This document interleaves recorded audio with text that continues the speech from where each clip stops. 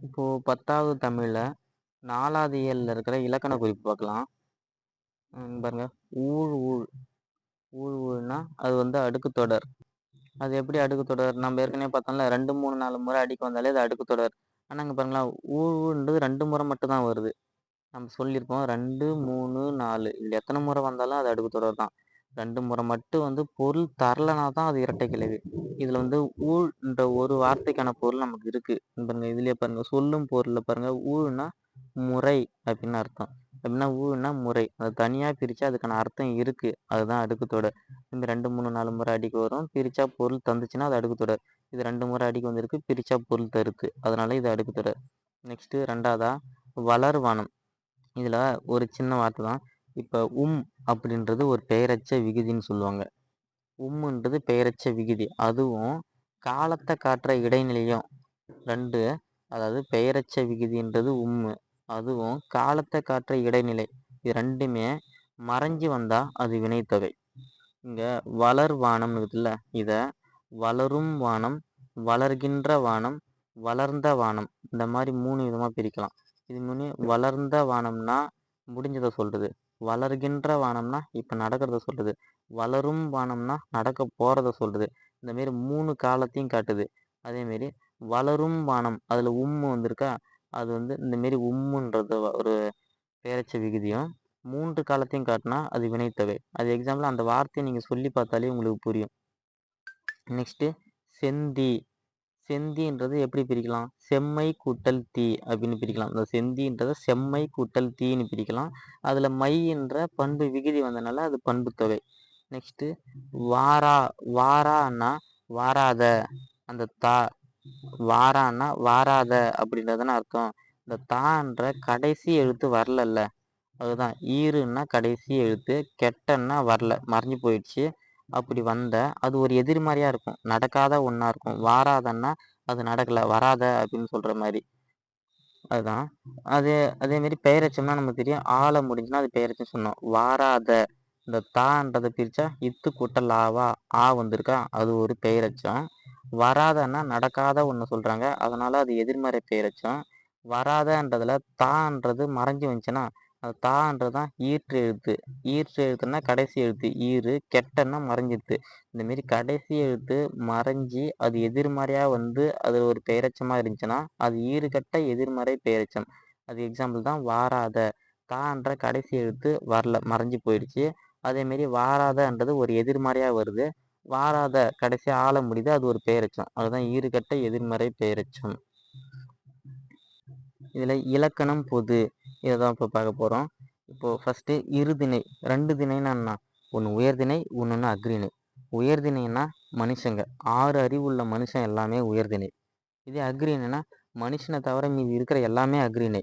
அதை வந்து உயிரற்ற பொருளாகவும் இருக்கலாம், உயிர் உள்ள பொருளாகவும் இருக்கலாம். உயிர் உள்ள பொருள்னா என்ன சொல்லலாம்? அந்த பூனை, நாய், இது குரங்கு, எருமை மாடு இதெல்லாம் வந்து உயிரற்ற பொருள். இது வந்து ஒரு அக்ரிணை.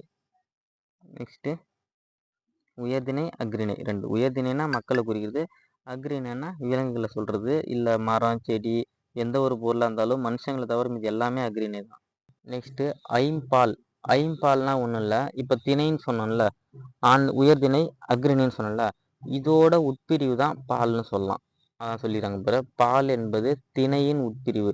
இப்போ மனுஷங்கள் இருக்கான், இதை வந்து எப்படியெல்லாம் சொல்லலாம்? ஆணை சொல்லலாம், இல்ல பெண்ணை சொல்லலாம், இல்ல நிறைய பேர் மனுஷங்கள் நிறைய பேர் இருந்தா சொல்லலாம். அதுதான் ஆண்பால்னா ஆணை சொல்றது. உயர்திணையில 3 விதமா சொல்லலாம். என்ன சொல்லலாம்? ஒரு ஆம்பளை சொல்லலாம் ஆண்பால். அதே ஒரு பெண்ணை சொன்னா பெண்பால். இதே ஆண் பெண்ணு நிறைய பேர் கலந்துருந்தாங்கன்னா அவங்கள பலர்பால் அப்படின்னு சொல்லலாம். இது 3 உயர்திணையில வரும். மீதி 5ல் 3 முடிஞ்சிருச்சு. மீதி 2 இருக்கு, அது அக்ரிணையில சொல்லலாம். அக்ரிணை நான் சொன்னா 5 அறிவு இருக்கிறது, அந்த உயிர் இல்லாத சொல்லலாம். அதுலயே தனியா இருந்துச்சுன்னா ஒன்றன் பால். ஒன்றை மட்டும் சொன்னா ஒன்றன் பால். அதுல கூட்டமா நிறைய பேரை சேர்ந்து நிறைய விலங்குகளோ ஏதோ அந்த மாதிரி கூட்டமா சொன்னோம்னா அதை பலவின் பால் அப்படின்னு சொல்லலாம்.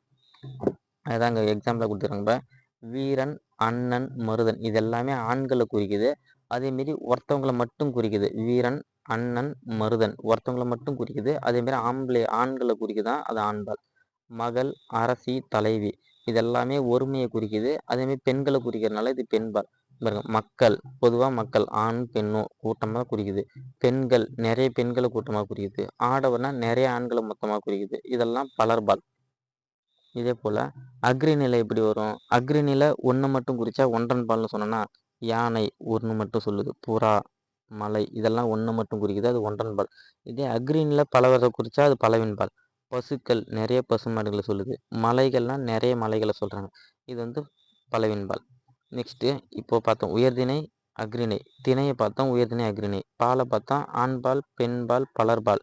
அது 3 உயர்திணையில் வரும். ஒன்றன்பால் பலவின்பால் அக்ரிணில் வரும். நெக்ஸ்ட்டு மூவிடம். மூவிடம்னா ஒன்றும் இல்லை, தன்மை முன்னிலை படர்க்கை. இதுதான் மூவிடம். அதாவது தன்மைன்னா நம்ம ஞாபகம் வச்சுங்க, என்ன நான் இருக்கேன், இப்போ என்ன சொன்னால் அது தன்மை. எனக்கு முன்னாடி இருக்கிறவனை இன்னொருத்தன் எனக்கு முன்னாடி இருக்கிறவனை சொன்னால் அது முன்னிலை. இதே என்னையும் சொல்லலை, எனக்கு முன்னாடி இருக்கிறவனு சொல்லாமல் யாரோ ஒருத்தனை மூணாவதா இன்னொரு ஆளை சொன்னால் அது படர்க்கை. இது டிஃப்ரெண்ட் வந்து இந்த எக்ஸாம்பிள் உங்களுக்கு புரியும். ஒன்றில் தன்மை பெயர்கள்னா என்ன சொல்கிறோம், தன்மை வினைன்னா நான் செஞ்ச வேலையை செய்கிறோம் சொல்கிறோம். இப்போ பாருங்க, அது ஒருமையாகவும் இருக்கலாம், பன்மையாகவும் இருக்கலாம். இப்போ நான் என்ன சொல்கிறோம், யான் என்றாலும் என்ன தான் சொல்கிறோம். நாம்னா எங்களை ஒரு 5-6 பேர் நாங்கள் மொத்தமாக இருக்கிறன்ற மாரி சொல்லலாம். யாம்னாலும் எங்களை மொத்தமாக. இது தன்மையில் நான் யான் என்னை மட்டும் சொல்லலாம். இல்லை என் கூட சேர்ந்த எங்களை முன்னிலைப்படுத்தி கொஞ்சம் பேர் கூட்டமாக சொல்லலாம். ஒருமையும் சொல்லலாம், பன்மையும் சொல்லலாம். இந்த மாதிரி வந்துச்சுன்னா அது தன்மை பெயர். இதே தன்மை வினைன்னா நான் செஞ்ச செயலையும் செய்யலாம், இல்லை என்னை சுற்றி இருக்கிறவங்க செஞ்ச செயலையும். அதாவது ஒருமையிலையும் வரலாம், பன்மையிலையும் வரலாம். வந்தேன் அப்படின்னா நான் மட்டும் வந்தோம், இது ஒருமை.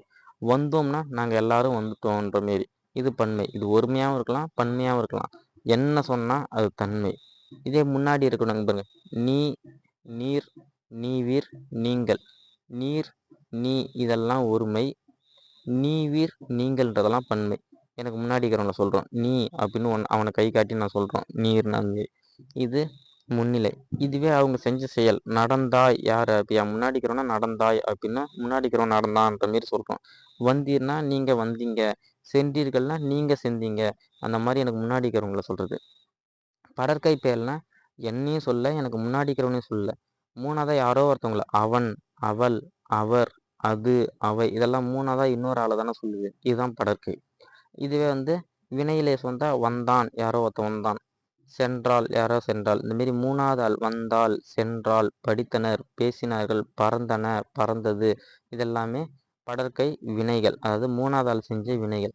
இதுலேருந்தெல்லாம் கொஷின் வராது. இது வந்து கொஷின் வரணும்னா எங்கேருந்து வரும்னா அந்த வழுவமைதின்றதுல தான் வரும். இது சும்மா தெரிஞ்சுக்கங்க. தன்மைனா நான் என்ன சொல்கிறது, அதே மாதிரி தன்மை பெயர்னா என்ன சொல்கிறது, தன்மை வினைனா நான் செஞ்ச செயலை சொல்கிறது, முன்னிலை பெயர்னா முன்னாடி இருக்கிறவனை சொல்கிறது, முன்னிலை வினைனா அவன் செஞ்ச வேலையை சொல்கிறது. படற்கைனா 2 பேரும் இல்லாமல் மூணாவதா இன்னொரு ஆள் அவன், அவள் அப்படின்னு சொல்கிறது. அதோட வினைகள்னா படற்கை வினைனா அவங்க செஞ்சது, வந்தார்கள், சென்றார்கள், படித்தார்கள், அந்த மாதிரி மூணாவது ஆளுங்களை சொல்கிறது, கூட்டமாக சொல்கிறது படற்கை வினைகள். இதில் 3 கான்செப்ட் இருக்குது. வழு, வழாநிலை, வழுவமைதி. இது 3. இதில் ஞாபகம் வச்சுக்க வேண்டியது ஒன்று தான். வழுன்னா குற்றம். இதை மட்டும் ஞாபகம் வச்சுக்க. வழுன்னா குற்றம் அப்படின்னா குற்றமாக இருந்துச்சுன்னா அது வழு. பாருங்க, இலக்கண முறை இது தேவையில்லை, இதை நம்ம ஃபஸ்ட் ஞாபகம் வச்சு தேவையில்ல. இதை பார்க்கலாம். இலக்கண முறையின்றி, இலக்கண முறையே இல்லாமல் பேசுவதும் எழுதுவதும் தப்பு, அதுதான் வழு. இலக்கண முறைப்படி தான் நம்ம பேசணும். அப்படி இலக்கண முறைப்படி இல்லாமல் நம்ம இஷ்டத்துக்கு பேசணும்னா அது வழு, அதுதான் குற்றம்னு சொல்லுமா, அதுதான் வழு. வழுன்னா நான் தப்பு, வழுன்னா குற்றம். அப்போ தப்பாக அந்த குற்றமாக நம்ம பேசணும்னா அது வழு. வழானா அப்போ குற்றம் இல்லாமல் பேசுறது தான் வழா. அதுதான் இலக்கண முறையே இல்லாமல் பேசினா அது வழு. இலக்கண முறையே இல்லாமல் பேசினா அது குற்றம் தானே, அதுதான் வழு. இதே இலக்கண முறைப்படி தப்பே இல்லாமல் இந்த பிழையின்றி பேசுவது எழுதுவதும் வழா. வழுன்னா குற்றம்னு சொன்னால் இலக்கண முறை இல்லாமல் பேசினா அது குற்றம், அதுதான் வழு. பிழையின்றின்னா தப்பே இல்லாமல் அப்படின்னா வழா. வழுன்னா குற்றம் தெரியும், அப்போ வழான்னா குற்றம் இல்லாத, அதை தான் இங்கே பிழையின்றி இந்த வார்த்தை வந்துடும். இதை வச்சு நம்ம கெஸ் பண்ணிடலாம். பிழையின்றி அப்படின்னு வந்துச்சுன்னா வழாநிலை. அதே பிழையுடன் பேசுனுச்சுன்னா அது வழு. என்ன பார்த்தா வழுன்னா குற்றம், பிழையுடன் பேசினா அதாவது தப்பாக இலக்கண முறையே இல்லாமல் பேசினா வழு. வழாநிலைன்னா குற்றம் இல்லாமல், அதாவது பிழை இல்லாமல் இலக்கண முறைப்படி பிழை இல்லாமல் பேசினா அது வழா. வழுவமைதினா ஒன்றும் இல்லை, அது குற்றம் தான், இருந்தாலுமே நம்ம ஏற்றுக்குவோம். அதுதான் வலுவமைதி. கொஷினே இந்த வலுவமைதியிலேருந்து தான் வரும். அதில் ஒரு 5 டைப் இருக்கும். அந்த 5 டைப்புக்கு எக்ஸாம்பிள் என்ன, அந்த எக்ஸாம்பிள் வந்தால் என்ன வலுவமைதி, இதை மட்டும் தெரிஞ்சிங்கன்னா அதுலேருந்து தான் கொஷின் வரும். அதை சொல்கிறேன் இப்போது. அதான் நம்ம சொன்னது தான் இந்த டெஃபினேஷனில் கொடுத்துருக்காங்க. என்ன கொடுத்துருக்காங்கன்னா, இலக்கண முறையுடன் பிழையே இல்லாமல் பேசினா வழாநிலை. அதே இலக்கண முறையே இல்லாமல் பேசினா அது வழு. அதாவது குற்றமாக பேசுறது தான் வழு. இது வந்து இரு திணையிலையும் வரலாம், 5 பால்கள்லையும் வரலாம், 3 இடத்துலையும் வரலாம், வினா விடை எப்படி வேணால் வரலாம். மொத்தம் ஒரு 7 இடத்துல வரும் இந்த வழுவும் வழாவும். இது ரெண்டுத்தையும் வழு வழா இது ரெண்டுத்தையும் தனியாக ஒரு கான்செப்ட் ஞாபகம் வச்சுங்க. வழுவமைதி தனியாக ஒரு கான்செப்ட் ஞாபகம் வச்சுங்க. அப்படி தான் ஈஸியாக இருக்கும். இப்போ இது ரெண்டுமே வழு வழா ரெண்டுமே 7 இடத்துல வரும். அதுதான் பார்த்தா பாருங்க. திணைன்னா என்ன, உயர்திணை அக்ரிணை 2 இருக்குது. திணையை தப்பாக பேசினா அது வழு, தப்பே இல்லாமல் இருந்ததுன்னா அது வழா. செழியன் வந்தது, செழியன் அப்படின்றது ஒரு உயர்திணை, ஒரு ஆணை குறிக்குது. ஆனால் வந்தது ஏதோ ஆடு மாடு வந்ததுன்ற மாரி சொல்கிறாங்க பாரு, இது தப்பு தானே. உயர்திணை செழியன், அப்போ அதுக்கான முடிவில் என்ன வரணும், வந்தான் அப்படின்ற ஒரு உயர்திணை சொல்லு தான் வரணும். ஆனால் அங்கே வந்ததுன்றது ஒரு மரியாதை இல்லாமல் ஏதோ ஒரு ஆடு மாடை சொல்கிற மாதிரி உயர்திணைன்ற செழியன்ற உயர்திணையை அக்ரிணை, இந்த வந்ததுன்றது அக்ரிணையை குறிக்கிறது, அது கூட சேர்த்து சொல்லிக்கிறாங்க பாரு. இது உயர்திணையை அக்ரிணை கூட சேர்த்து சொல்கிறனால இது திணையில் வழு, அதாவது திணையை தப்பாக சொல்லிக்கிறாங்க, அதனால திணை வழு. இது நார்மலாக எப்படி வரணும், செழியன் வந்தான் அப்படின்னு வரணும். இப்போ இது தப்பு இல்லைல்ல, கரெக்டு தானே, அதனால தான் இது வழாநிலை, அதாவது திணை வழாநிலை. திணை கரெக்டாக வந்திருக்கு. நெக்ஸ்ட்டு கண்ணகி உண்டான். கண்ணகின்றது ஒரு பெண்ணு, அதாவது ஆண்பால் பெண்பால்ன்ற மாரி கண்ணகின்றது ஒரு பெண்பால். ஆனால் உண்டான் இங்கே பாரு, உண்டான் ஆம்பளையை குறிக்குது பாரு. ஒரு பெண்ணோட பேரை கொடுத்துட்டு ஆனால் உண்டான்ற ஒரு ஆம்பளையை குறிக்கிறாங்க. இது பாலில் வழு, ஏன்னா இது பெண்பால்னா இதுவும் பெண்பாலாக தான் இருக்கும். அந்த இடத்துல ஆண்பால் வந்துருக்கு பாரு, அதனால இது பால் வழு. இது நார்மலாக எப்படி வரணும், கண்ணகி உண்டாள், கண்ணகின்றது ஒரு பெண் பேர், உண்டாள்ன்றது ஒரு பெண்ணை குறிக்குது. இது வந்து வழான்னா குற்றம் இல்லாமல் கரெக்டாக இருந்தால் அது வழா. அதேமாரி நீ வந்தேன், அதாவது தன்மை முன்னிலை படற்கைன்னு 3 பார்த்தோமா. நான் வந்தேன் அதுதான் கரெக்டு, நீ வந்தேன்றது தப்பு. இப்போ நீ வந்தாய் அப்படின்னு வந்தால் அது கரெக்டு. பாருங்க, நீ வந்தேன், நீ வந்தேன்றது தப்பு தானே, அதனால தான் அது வழு. இதுவே நீ வந்தாயின்றது கரெக்டா. நெக்ஸ்ட்டு காலம்னா என்ன, இறந்த காலம், நிகழ்காலம், எதிர்காலம்னு 3 இதாக இருக்கா. இப்போது நேற்று வருவான்னு இருக்குல்ல, நேற்று வந்தான்னு தானே இருக்கணும். நேற்று வருவான், நேற்றுன்றது முடிஞ்சிருச்சு, ஆனால் வருவான்ன்றது இனிமேல் நடக்க போகிறத சொல்லிக்கிறாங்க பாரு, அதனால தான் இது கால வழு. வழுன்னா குற்றம், இது தப்பாக இருக்குது, காலம் தப்பாக இருக்குது, அதனால இது கால வழு. இதுவே கரெக்டாக நேற்று வந்தான் அப்படின்னு வந்திருக்கு பாருங்கள் வழாநிலையில். நெக்ஸ்ட்டு அதான் திணை பால் எண், திணை பால் இடம் காலம் 4 வந்துச்சா. நெக்ஸ்ட்டு வினா, வினா வழுன்னா வினா தப்பாக இருந்துச்சுன்னா அது வினா வழு, விடை தப்பாக இருந்துச்சுன்னா அது விடை வழு. பாருங்க, ஒரு விரலை காட்டி சிறியதா பெரியதா என்று கேட்டால், ஒரு விரலை காட்டி இது சின்னதா பெருசான்னு கேட்டால் எப்படி சொல்ல முடியும், அது கொஷினே தப்பு தானே. அதுதான் வினா வழு. வழுன்னா தப்பு, குற்றம். அதுக்கான உண்மையான எப்படி வரணும், இரு விரல்களை காட்டி எது சிறியது எது பெரியது, இதுதானே கரெக்டான கொஷின், அதனால தான் இது வழா. நெக்ஸ்ட்டு விடை வழுனா விடை தப்பாக சொன்னால் அது விடை வழு.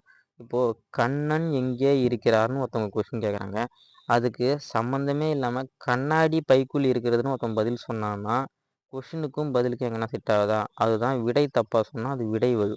எப்படி சொல்லணும், கண்ணன் எங்கே இருக்கிறார் அப்படின்னு கேட்டால் கண்ணன் வீட்டுக்குள் இருக்கிறாங்க, அதுக்கான பதில் சொல்கிறாங்கல்ல, அதனால தான் இது வழா. வழான்னா குற்றம் இல்லாமல் கரெக்டாக இருக்கும், வழுன்னா குற்றம் சொன்னோம் தப்பாக இருந்துச்சுன்னா வழு. அது வினா தப்பாக இருந்துச்சுன்னா வினா வழு, விடை தப்பாக இருந்துச்சுன்னா விடை வழு, காலம் தப்பாக இருந்துச்சுன்னா கால வழு, இடம் தப்பாக இருந்துச்சுன்னா இடை வழு, பால் தப்பாக இருந்துச்சுன்னா அது பால் வழு, திணை தப்பாக இருந்தால் திணை வழு. நெக்ஸ்ட்டு மரபு. இப்போ மரபுன்னா ஒன்றும் இல்லை, இப்போது தென்னை மரம் கூட்டமாக இருந்தால் தென்னந்தோப்புன்னு சொல்லுவோம், வாழை மரம் கூட்டமாச்சுன்னா வாழைத்தோப்புன்னு சொல்லுவோம்.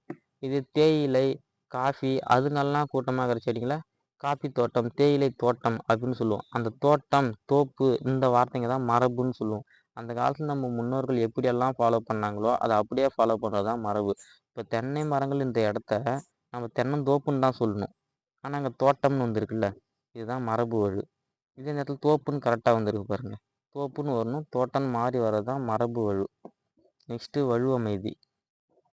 நம்ம இப்போ பார்த்தோம் வழுன்னா குற்றம், வழான்னா குற்றம் இல்லாமல் இருக்கிறதுன்னு பார்த்தோம். இது 2த்தையும் ஒரு தனி கான்செப்ட்டா ஞாபகம் வச்சுக்க சொன்னா, அது 7 வகையில வரும். அதான் பார்த்தோமா திணை, பால், இடம், காலம், வினா, விடை, மரபுன்னு 7 வகையில வரும்னு பார்த்தோம். ஆனா கொஷினே எங்கேருந்து வரும்னா, இந்த வழுவமைதிலிருந்து தான் கொஷின் வரும். அது என்னென்னன்னா, திணை, பால், இடம், காலம், மரபு இந்த 5ல இருந்து தான் கொஷின் வரும். கொஷின் எப்படி கேட்பாங்க, இந்த எக்ஸாம்பிள் குடுத்து அது என்ன வழுவமைதின்னு கேட்பாங்க. நம்ம வழுவமைதி என்ன சொன்னோம்? தப்பு தான். தப்பாவே இருந்தாலும் அத நம்ம ஏத்துக்கணும். அதுதான் வந்து வழுவமைதின்னு சொன்னோம். இப்போ திணை வழுவமை அதுக்கான டெஃபினிஷன் பாருங்க. இலக்கண முறைப்படி பிழையுடையது. அதாவது தப்பு தான். இருந்தாலும் இலக்கண ஆசிரியர்களால ஏதேனும் ஒரு காரணம் கருதி ஏதாவது ஒரு காரணத்தால அது பிழை அன்று, இது தப்பு இல்ல அப்படின்னு நாமளா எடுத்துக்கிறது தான் வழுவமைதி. ஒரு செயல் வந்து இது தப்பு. ஆனா அது தப்பு இல்லன்னு நாம எடுத்துக்கிறது. இப்போ திணை வழுவமைதி. இது எக்ஸாம்பிள் பார்த்தா புரியும். திணை வழுவமைதி. திணைன்றது நம்ம ஏற்கனவே பார்த்தோம்னா, உயர்திணை வந்துச்சுன்னா, இப்ப செழியன் வந்தான் அப்படித்தானே வரணும். செழியன் வந்ததுன்றது தப்பு தானே. ஒரு உயர்திணையை குறிக்கிறதுக்கு பக்கத்துல உயர்திணை தானே வரணும். இங்க என் அம்மை வந்தாள். இந்த வார்த்தைய பாருங்க. என் அம்மை வந்தாள்னா, ஏதோ ஒரு பெண்ண சொல்றாங்க. அது வந்து ஒரு உயர்திணை வார்த்தைய சொல்லுது. ஆனா, எத பார்த்து சொல்றாங்க? மாட்ட பார்த்து சொல்றாங்க. மாடுன்றது ஒரு அஃறிணை. ஆனா, என் அம்மை வந்தாள் அப்படின்ட்டு மாட்ட பார்த்து சொல்றது தப்பு தானே. மாடுன்றது அஃறிணை. ஆனா, இவங்க சொல்ற வார்த்தை உயர்திணைய குறிக்குது. இந்த மாரி அது தப்பு தான். இருந்தாலுமே ஒரு மாட்ட பார்த்து சொல்றாங்கன்னா, ஏதோ ஒரு பாசத்தால மாட்ட வந்து பேர் சொல்லிலாம் கூப்பிடுறாங்கல்ல, அந்த மாரி. அ ஏதோ ஒரு பாசத்தால அந்த மாரி கூப்பிடுறது திணை தப்பு. ஆனா, இருந்தாலும் அத ஏத்துக்கிறோம். அதனால அது திணை வழுவமைதி. நெக்ஸ்ட்டு பால் வழுவமைதி. பால் வழுவமைதின்னா, இப்போ ஒரு ஆண பெண்ணு மாரி கூப்பிடுறது. பெண்ண ஆணு மாரி கூப்பிடுறது. ஆனா, அத நம்ம ஏத்துக்குவோம். இப்போ "வாடா ராசா, வாடா கண்ணா" அப்படின்னு சொல்லி இது வந்து ஆண்பால சொல்லுது. "வாடா ராசா, வாடா கண்ணான்னா" ஒரு ஆண குறிக்குது. ஆனா, யார பார்த்து சொல்றாங்கன்னா, மகள பார்த்து சொல்றாங்க. "வாடா ராசா, வாடா கண்ணான்னு" ஒரு பெண்ண பார்த்து மகள பார்த்து சொல்றது தப்பு தானே. வாடான்றது ஆம்பளைய தானே குறிக்குது. ஆனா, பெண்ண பார்த்து சொல்றாங்க. இருந்தாலும் இது வந்து தாயோட பாசத்தால ஒரு பெண்ண வந்து ஆம்பள மாரி கற்பனை பண்ணி இப்படி கூப்பிடுறாங்க. இத வந்து பால் வழுவமைதி. அது வந்து ஆண்பால வந்து பெண்பால ஆண்பாலா நம்ம சொன்னாலுமே அத நம்ம ஏத்துக்கிறோம். அது அவங்களோட பாசத்தால நம்ம ஏத்துக்கிறோம். அத பால் வழுவமைதின்னு சொல்றோம். அதேபோல தான் நெக்ஸ்ட்டு இட வழுவமைதினா இடத்த தப்பா சொல்லுது. இப்போ தன்மை, முன்னிலை, படர்க்கை. நான் தன்மை என்ன நான் சொல்றோம். ஆனா யாரோ ஒரு 3வது ஆள நான் சொல்ற மாரி சொல்றோம். இங்க பாருங்க. இந்த மாறன் ஒரு நாளும் பொய் சொல்ல மாட்டான் அப்படின்னும், மாறனே அவன பத்தி சொல்லிக்கிறான். இப்போ அத எப்படி அவன் சொல்லணும்? நான் ஒரு நாளும் பொய் சொல்ல மாட்டேன் அப்படின்னு தான் அந்த மாறன் சொல்லணும். ஆனா எப்படி சொல்றான்? இந்த மாறன் ஒரு நாளும் பொய் கூற மாட்டான் அப்படின்ற அவன பத்தி தான் சொல்றான். ஆனா யாரோ வேற ஒரு ஆள பத்தி சொல்ற மாரி சொல்றான். அதுதான் இந்த இடத்த தப்பா சொல்லிக்கிறாங்க பாரு. தன்மை என்ன? தன்மைய வந்து வேற யாரோன்றவன மாரி படர்க்கை இடத்துல சொல்றாங்க. அதுதான் வந்து இட வழுவமைதி. அதையும் வந்து நம்ப வந்து அது தப்பு தான் இருந்தாலும் நம்ம ஏத்துக்கிறோம். நெக்ஸ்ட்டு கால வழுவமைதினா காலத்த தப்பா சொல்றது. இப்போ குடியரசுத் தலைவர் நாளை தமிழகம் வருகிறார்ன்னு இருக்கு. குடியரசுத் தலைவர் நாளை தமிழகம் வருவார்ன்னு தான் இருக்கணும். நாளைக்கு வரப்போறாரு அப்படிதான் இருக்கணும். ஆனா வருகிறார்னா இப்ப வந்துன்னுக்கிறாருன்றது தானே அர்த்தம். அப்போ குடியரசுத் தலைவர் நாளை தமிழகம் வருவார்ன்னு தான் இருக்கணும். வருகிறார்ன்னு இருக்கு. ஆனா அது எதனால அப்படி சொல்றாங்கன்னா, நாளைக்கு அவர் கண்டிப்பா வந்துருவாரு. அதனால அந்த ஒரு கட்டாயத்தால அது வருகிறார்ன்ற வார்த்தைய யூஸ் பண்ணிக்கிறாங்க. இது இந்த இடத்துல வரக்கூடாது. தப்பு தான். ஆனா இருந்தாலுமே இது வந்திருக்கு. நாமளும் ஏத்துக்கிறோம். அதனால தான் இது கால வழுவமைதி. நெக்ஸ்ட்டு மரபு வழுவமைதி. கத்தும் குயிலோசை சற்றே வந்து காதில் பட வேணும். இந்த பாட்ட ஞாபகம் வச்சுங்க. இந்த பாட்ட குடுத்து யார் ஆசிரியர்ன்னு கூட கேட்கலாம். நெக்ஸ்ட்டு இந்த கத்தும் குயிலோசை. குயில் கத்துமா? கூவும் அது. குயில் கூவுன்றது மரபு. அதேதான். குயில் கூவுன்றது மரபு. ஆனா இங்க கத்தும் குயிலோசை அப்படின்னு குயில் கத்துன்ட்டு தப்பா சொல்லியிருக்காங்க. ஆனா சொன்னது யாரு? பாரதியார். பாரதியாரே சொல்லிட்டாரு. அதனால நம்ம அத ஏத்துக்கிறோம். பாட்டுல சொல்லிட்டாரு. அதனால நம்ம ஏத்துக்கிறோம் இந்த பாட்டுல. அதனால இது வந்து மரபு தப்பா இருக்கிறதுனால இருந்தாலும் நம்ம ஏத்துக்கிறோம். அதனால இது மரபு வழுவமைதி. இதுல கொஸ்டின் எப்படி கேட்கலாம்? "என் அம்மை வந்தாள்" என்று மாற்றை பற்றி கூறுவது என்ன வழுவமைதின்னு கேட்டா, ஒரு திணை வழுவமைதி. உயர் திணைய, அஃறிணைய அந்த மாரி கம்பேர் பண்ணி சொல்றாங்க. அது திணை வழுவமைதி. இதே "வாடா ராசா, வாடா கண்ணா" என்று மகளை பார்த்து கூறுவது பால் வழுவமைதி. இந்த மாறன் இந்த புக்ல இருக்கிற எக்ஸாம்பிள் தான் அப்படியே கேட்பாங்க. வேற எக்ஸாம்பிள்லாம் கேட்க மாட்டாங்க. இந்த மாறன் ஒரு நாளும் பொய் கூற மாட்டான்றது தன்மைய படர்க்க இடத்துல சொல்றாங்க. இது இட வழுவமைதி. நெக்ஸ்ட்டு கால வழுவமைதினா, குடியரசுத் தலைவர் நாளை தமிழகம் வருகிறார். இதே எக்ஸாம்பிள் குடுத்து தான் கொஸ்டின் கேட்பாங்க. அதேமாரி கத்தும் குயிலோசை சற்றே வந்து காதில் பட வேணும் பாரதியார் பாடுனது. இதில் குயில் கூவுன்றது தான் மரபு. ஆனால் கத்துன்னு மாற்றி சொல்லியிருக்காங்க. அதனால் இது மரபு வழுவமைதி. தப்பு தான், இருந்தாலும் நம்ம ஏற்றுக்கிறோம். அதுதான் வழுவமைதி. சரி, ஓகே. All the best. எல்லாம் டெஸ்ட் நல்லா எழுதுங்க.